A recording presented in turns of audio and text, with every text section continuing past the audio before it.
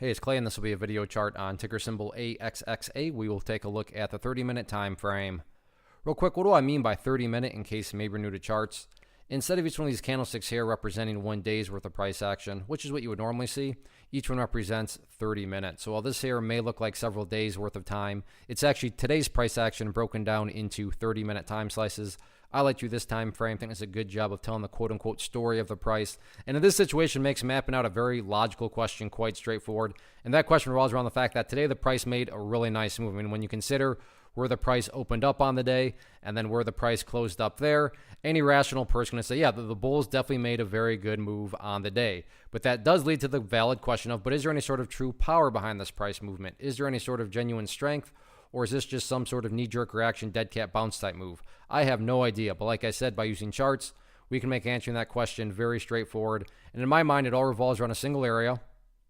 And that area is down here at 3 cents. So why is 3 cents so important? Well, hopefully we can all agree on the logic that price movements with genuine power, with true strength, the price is going to progress forward. The price is not going to go back to where it was.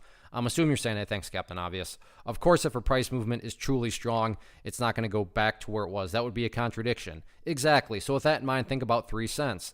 Any sort of closes below there, or worse yet, if the price separates to the downside, what would that be doing to the price at that point in time?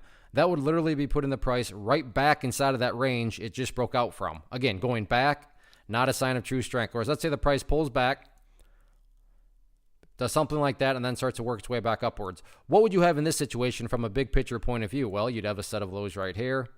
You'd have this previous set down there. If you picture each of these as stair steps, well, hey, now you have stair steps progressing in the upwards direction. And again, that's the name of the game. That's what a truly strong move is going to do over time. It's going to make progress forward. And in this situation, I'm defining and quantifying that phrase, make progress, as 3 cents. Now, as far as levels of resistance are concerned, I'm not even going to touch on those because, in my opinion, top priority by far right now is not necessarily breaking levels of resistance. It's all about going through health consolidations and building higher bases, because as long as you have higher bases being built over longer periods of time, everything else will take care of itself as the long-term uptrend is built. And part of taking care of itself will be resistance levels will fall. So just focus on building higher lows and sit back and let the chart do its thing.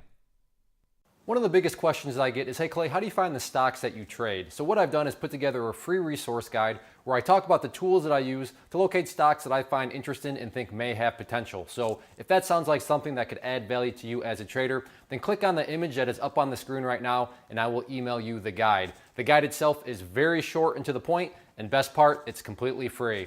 Thanks for watching the video. Let me know if you have any questions.